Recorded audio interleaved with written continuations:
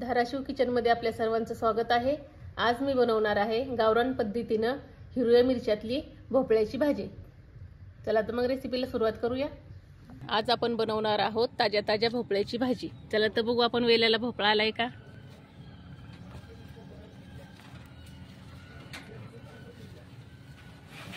बघू शकताय तुम्ही, मस्त असा भोपळा आपल्या आलेला आहे वेलाला। आता हे ताज्या भोपळ्याची आपण भाजी बनवणार आहोत। मस्त हिरवी मिरचीतली भाजी बनवायची, खमंग एकदम। वाफेवर शिजून मी ह्याची भाजी बनवणार आहे।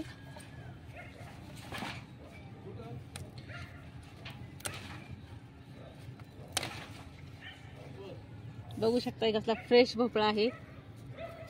चला तर आपण ह्याची भाजी बनवूया। आता भोपळ्याची भाजी बनवण्यासाठी आपण साहित्य पाहूया। हिरवी मिरची, लसूण, भोपळा घेतलेला आहे स्वच्छ धुवून कापून, चवीनुसार मीठ, हळद, जिरी, मोहरी, शेंगदाण्याचा कुट्टा आणि टोमॅटो। चला तर मग आपण रेसिपीला सुरुवात करूया। हिरवी मिरची आणि लसूण मी मिक्सरवर बारीक करून घेणार आहे।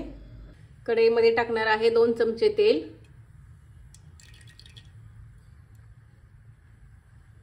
तेल गरम झाले की टाकणार आहे जिरी, मोहरी,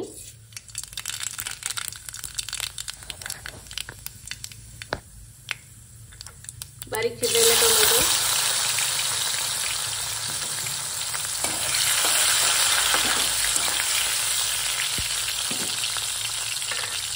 हिरवी मिरची, लसूण बारीक केलेला,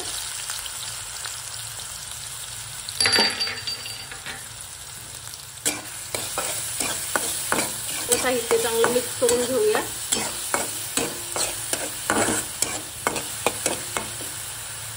त्यानंतर टाकणार आहे अर्धा चमचा हळद, चवीनुसार मीठ, हिरवी मिरचीतली एकदा भोपळ्याची भाजी करून बघा, खायला खूप छान लागते, चवदार लागते।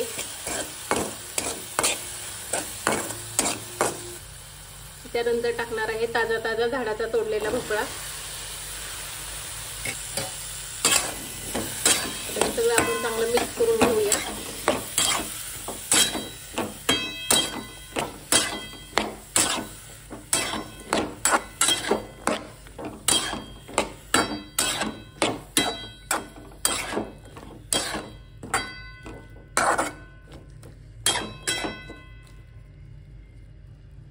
भोपळ्यामध्ये अजिबात पाणी टाकणार नाहीये मी, वाफेवर शिजवणार आहे।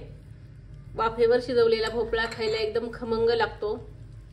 आणि अर्धी वाटी शेंगदाण्याचा कुट्टा टाकणार आहे।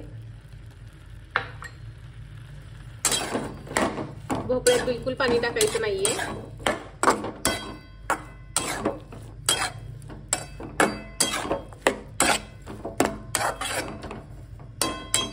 झाकण मारून 5 मिनिटे ठेवणार आहे मी। 5 मिनिटात आपली भोपळ्याची भाजी तयार होते।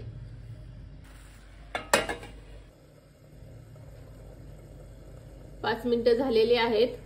बघूया आपण आपली भाजी झाली का। 5 मिनिटानंतर बघू शकताय आपली भाजी, मी थोडं सुद्धा पाणी टाकलेलं नव्हतं। मस्त अशी फ्राय आपली भोपळ्याची भाजी तयार झालेली आहे।